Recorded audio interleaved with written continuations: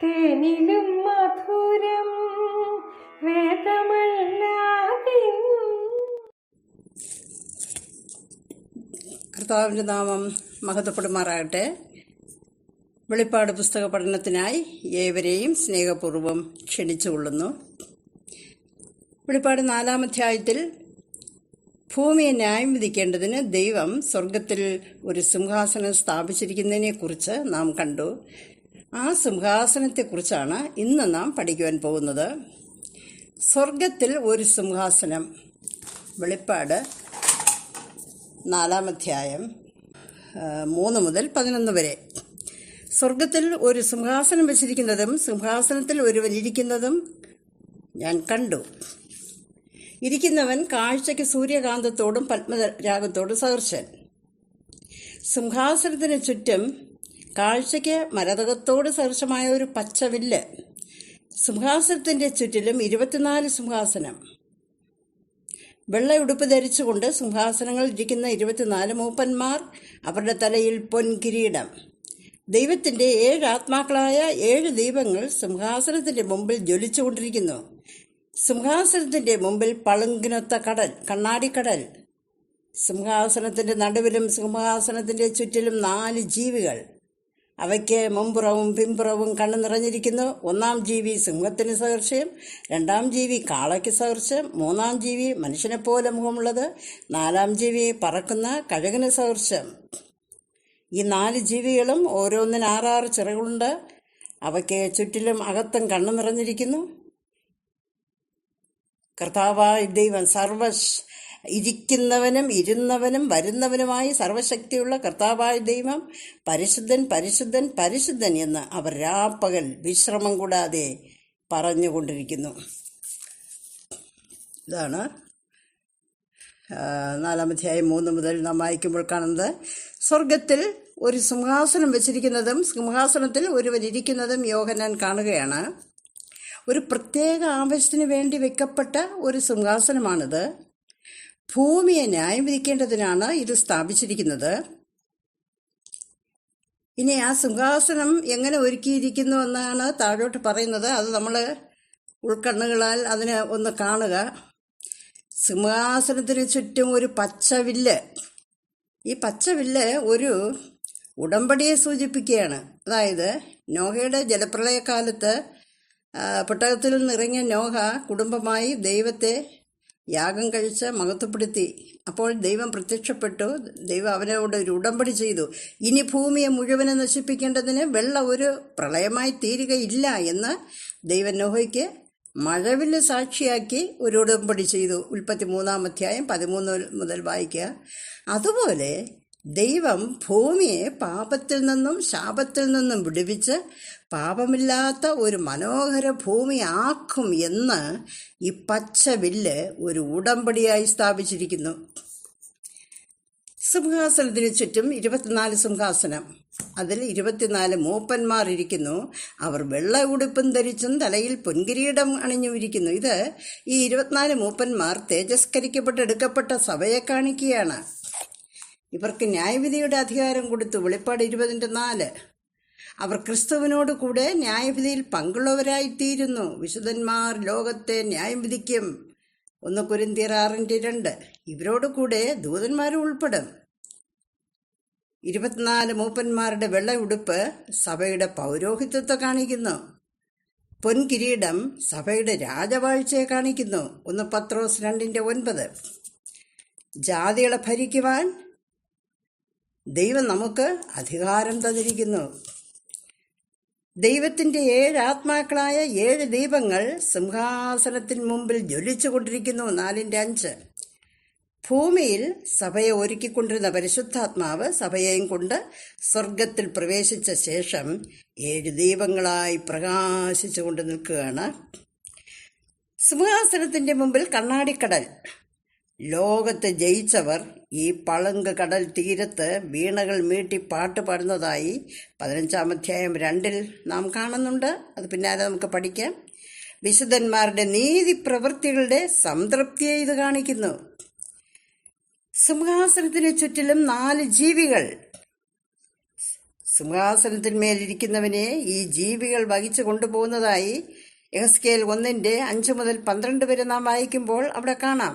എന്നാൽ ഇവിടെ സിംഹാസനത്തിന് കാവൽക്കാരായും ദൈവത്തിൻ്റെ ആജ്ഞ സ്വീകരിപ്പാൻ ഒരുങ്ങി നിൽക്കുന്നവരുമായി കാണുന്നു. അതായത് ഇവിടെ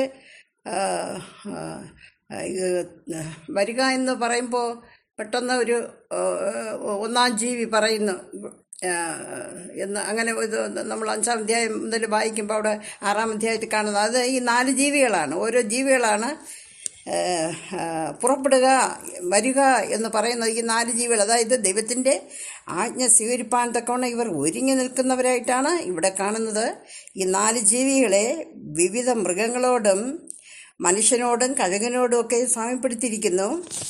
ഇവയ്ക്ക് മുന്നിലും പിന്നിലും കണ്ണു നിറഞ്ഞിരിക്കുന്നു. അതായത് 3 ലോകങ്ങളെയും ഒരുമിച്ച് കാണുവാനുള്ള ഇവരുടെ കാഴ്ചാശക്തിയാണ് ഇവിടെ വെളിപ്പെടുത്തുന്നത്.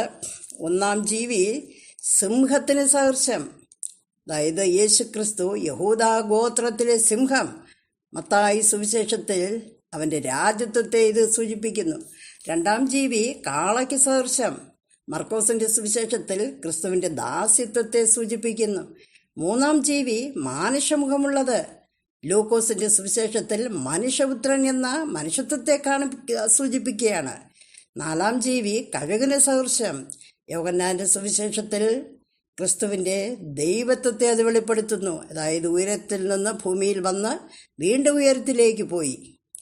ഈ 4 ജീവികളും സിംഹാസനത്തിലിരിക്കുന്നവൻ്റെ ആജ്ഞ സ്വീകരിപ്പാൻ ഒരുങ്ങി നിൽക്കുന്നു. ഭൂമിയെ ന്യായം വിധിക്കേണ്ടതിന് ദൈവം സ്വർഗത്തിലൊരുക്കിയ ആ ദൈവീയ കോടതിയുടെ പശ്ചാത്തലമാണ് നാം ഇവിടെ ദർശിക്കുന്നത്. സ്വർഗത്തിൽ ഒരു സിംഹാസനം, സ്വർഗം തന്നെ ദൈവത്തിൻ്റെ സിംഹാസനമാണ്. യെശയ്യാവ് 66:1.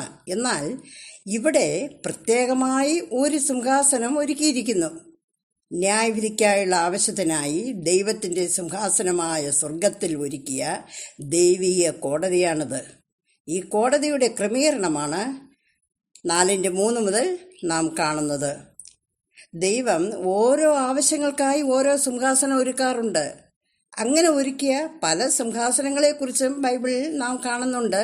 അതിലൊരു 8 സിംഹാസനത്തെക്കുറിച്ച് ഞാനിവിടെ പറയുവാൻ പോവുകയാണ്. 1, സ്വർഗസിംഹാസനം. യെശയ്യാവ് 66:1. സ്വർഗം ദൈവത്തിൻ്റെ സിംഹാസനവും ഭൂമിപാദപീഠമെന്ന് നമ്മളവിടെ വായിക്കുന്നുണ്ട്. മത്തായി 5:34 അതിൽ സ്വർഗസിംഹാസനം എന്ന് പറയുന്നുണ്ട്. ഈ സിംഹാസനം സ്വർഗത്തിൽ എന്നേക്കും സ്ഥിരമായിരിക്കുന്ന സിംഹാസനമാണ്. അത് പുരാതനമേ സ്ഥിരമായിരിക്കുന്നു. സങ്കീർത്തനം 93:2, സങ്കീർത്തനം 119:89. 2, താൽക്കാലിക സിംഹാസനം. പ്രത്യേക ആവശ്യത്തിനായി താൽക്കാലികമായി വെക്കുന്ന സിംഹാസനമാണിത്. അതായത് ആഹാബ് രാജാവിനെ ന്യായം വിധിച്ചതും നെബൂഖദ്നേസർ രാജാവിനെ ന്യായം വിധിച്ചത് ഇപ്രകാരം വെച്ച സിംഹാസനങ്ങളാണ്. 1 രാജാക്കന്മാർ 22-ാം അധ്യായം 19 മുതൽ 22 വരെ വായിക്കുമ്പോൾ അതവിടെ കാണാം. യെശയ്യാവ് 6-ാം അധ്യായത്തിലും ഇതിനെ കാണാം. അടുത്ത 3-ാമതായി ഏലാമിലെ സിംഹാസനം. ഏലാമ്യരെ ന്യായം വിധിപ്പാൻ കർത്താവ് ഏലാമിൽ സ്ഥാപിച്ച സിംഹാസനമാണിത്. ഇരമ്യാവ് 49-ാം അധ്യായം 34 മുതൽ വായിക്കുമ്പോൾ ഏലാമിലെ സിംഹാസനത്തെക്കുറിച്ച് അവിടെ പറയുന്നുണ്ട്. അടുത്തായി 4-ാമത്തത് സഞ്ചാര സിംഹാസനം. യെഹെസ്കേൽ 1-10 അധ്യായങ്ങളിൽ ഇതിനെക്കുറിച്ച് കാണുന്നു. ഓരോ സ്ഥലത്ത് വെച്ച് ന്യായവിധി നടത്തുമ്പോൾ ആ സ്ഥലത്തിൻ്റെ പേരിൽ ആ സിംഹാസനം അറിയപ്പെടും. ആവശ്യമുള്ളതനുസരിച്ച് എവിടെയും എപ്പോൾ വേണമെങ്കിലും സിംഹാസനം സ്ഥാപിക്കുവാനും ന്യായവിധി നടത്തുവാനും ദൈവത്തിന് കഴിയും. വെളിപ്പാട് 4-ാം അധ്യായത്തിൽ ഭൂമിയെ ന്യായം വിധിപ്പാനായി സ്വർഗത്തിൽ സ്ഥാപിച്ച സിംഹാസനത്തെ സ്വർഗത്തിലൊരു സിംഹാസനമെന്ന് പറയുന്നു. അടുത്ത 4, 5-ാമതായി തേജസ്സിൻ്റെ സിംഹാസനം. ഇസ്രായേലിൻ്റെ ശത്രുക്കളെ ന്യായം വിധിക്കുവാൻ തക്കവണ്ണം കർത്താവ് ഒലിവുമലയിൽ യഹോശാഫാത്ത് താഴ്വരയിൽ സ്ഥാപിക്കുന്ന സിംഹാസനത്തെയാണ് തേജസ്സിൻ്റെ സിംഹാസനം എന്ന് പറയുന്നത്. അടുത്തതായി സഹസ്രാബ്ദ സിംഹാസനം. 1000 ആണ്ട് വാഴ്ചയ്ക്കായി കർത്താവ് യെരൂശലേമിൽ സ്ഥാപിക്കുവാനിരിക്കുന്ന സിംഹാസനമാണിത്. ആ കാലത്ത് യെരൂശലേമിന് യഹോവയുടെ സിംഹാസനം എന്ന് പേരാകും. ഇരമ്യാവ് 3:17. അടുത്തതായി ക്രിസ്തുവിൻ്റെ ന്യായാസനം. ഈ ന്യായാസനം വിശ്വാസികൾക്ക് വേണ്ടി കർത്താവ് മധ്യാകാശത്ത് സ്ഥാപിക്കുന്ന ന്യായാസനമാണ്. തേജസ്കരിക്കപ്പെട്ട് സ്വർഗത്തേക്ക് നാം എടുക്കപ്പെടുമ്പോൾ അവിടെ നമ്മളൊരു ന്യായാസനത്തിൻ്റെ മുമ്പാകെയാണ് ചെന്ന് ചേരുന്നത്. നമ്മെ ന്യായം വിധിപ്പാൻ, ന്യായാസനത്തിൽ നമ്മെ ന്യായം വിധിപ്പാൻ തക്കണം. നമ്മുടെ ഭൂമിയിലായിരുന്നപ്പോൾ പറഞ്ഞ ഒരു നിസ്സാര വാക്കിന് പോലും നാം അവിടെ കണക്ക് കൊടുക്കേണ്ടി വരും. അങ്ങനെ നമുക്ക് വേണ്ടി വെക്കുന്ന ഒരു സിംഹാസനം, ഒരു ന്യായാസനമാണത്. ഭൂമിയിൽ ശരീരത്തിൽ ഇരുന്നപ്പോൾ ചെയ്തായ നല്ലതിനും തീയതിനും കണക്ക് ബോധിപ്പിക്കണം. മത്തായി 12:36 മറഞ്ഞിരിക്കുന്നതെല്ലാം വെളിപ്പെടുത്തി ഓരോരുത്തരും തക്കതായ പ്രതിഫലം നൽകുന്ന ന്യായാസനമാണത്. ശിക്ഷിക്കുകയല്ല അവിടെ ഉള്ളത്, പ്രതിഫലങ്ങളിൽ വ്യത്യാസമുണ്ടായിരിക്കും. ഇതുപോലെ സഭ എടുക്കപ്പെട്ട ശേഷം ഭൂമിയെ ന്യായം വിധിക്കുവാൻ 7 വർഷത്തേക്ക് ദൈവം സ്വർഗത്തിൽ സ്ഥാപിക്കുന്ന ദൈവീയ കോടതിയാണ് വെളിപ്പാട് 4:1-10 വരെ കാണുന്ന സിംഹാസനം. ഭൂമിയിൽ മഹോപദ്രവകാലത്തെ ഭരണാധിപനായ എതിർക്രിസ്തുവിനെ ഭൂമിയിൽ നിന്നും തുടച്ചു മാറ്റി യേശുക്രിസ്തു അധികാരം കൈവശമാക്കി തൻ്റെ സഭയ്ക്ക് വാഴുവാനായി ഏൽപ്പിക്കേണ്ടതിന് സ്ഥാപിക്കുന്ന സിംഹാസനമാകയാൽ ക്രിസ്തു ഈ സിംഹാസനത്തിന് വീണ്ടെടുപ്പിൻ സിംഹാസനം എന്നും ഈ സിംഹാസനത്തെക്കുറിച്ച് പറയുന്നു. അടുത്തായി വെള്ളസിംഹാസനം. മരിച്ചവരായ ദുഷ്ടജനത്തെ ന്യായം വിധിച്ച് ശിക്ഷിച്ച് നരകത്തേക്ക് തള്ളിയിടുവാനായി ഒരുക്കുന്നതായ സിംഹാസനമാണ് വെള്ളസിംഹാസനം. മരിച്ച പാതാളത്തിലേക്ക് പോയി ആ യാതനാസ്ഥലത്തേക്ക് തള്ളപ്പെട്ട സകല ദുഷ്ടജനങ്ങളും ഉയർത്തെഴുന്നേറ്റ് ന്യായവിധിക്കായി ഈ വെള്ളസിംഹാസനത്തിൻ്റെ മുമ്പിൽ വരുത്തി ന്യായം വിധിച്ച് തീപ്പുകയിലേക്ക് തള്ളിയിടും. വെളിപ്പാട് 20 പഠിക്കുമ്പോൾ നമുക്കിതിനെക്കുറിച്ച് കാണുവാൻ സാധിക്കും.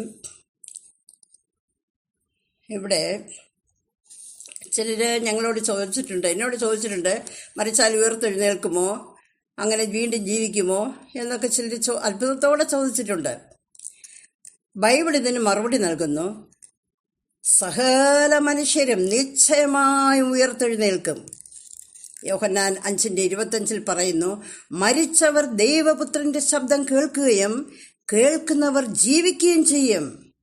പൊടിയിൽ കിടക്കുന്നവരെ ഉണരുവീൻ, എൻ്റെ മൃതന്മാർ ജീവിക്കുകയും ശവങ്ങൾ എഴുന്നേൽക്കുകയും ചെയ്യും. യെശയ്യാ 26:19.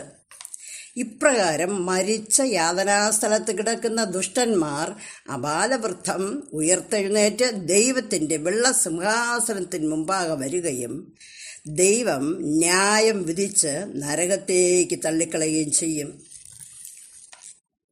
ന്യായവിധിയുടെ മുന്നിൽ അവരുടെ സകല പാപങ്ങളും ദൈവം വെളിപ്പെടുത്തും. എന്നാൽ അവയെല്ലാം അപ്പോൾ അവിടെ ദൈവം അവരോട് ക്ഷമിക്കും. എന്നാൽ പരിശുദ്ധാത്മാവിന് നേരെ ചെയ്ത പാപം അതൊരിക്കലും ക്ഷമിക്കുകയില്ല. മനുഷ്യന്റെ സകല പാപത്തിനും പരിഹാരമായി കാൽവരി ക്രൂശിൽ പരമയാഗമായി തീർന്ന യേശുക്രിസ്തുവിൽ കൂടെയുള്ള രക്ഷയെ തള്ളിക്കളഞ്ഞ ആ ഒറ്റ കാരണത്താൽ അവൻ ശിക്ഷ ഏറ്റുവാങ്ങേണ്ടി വരുന്നു.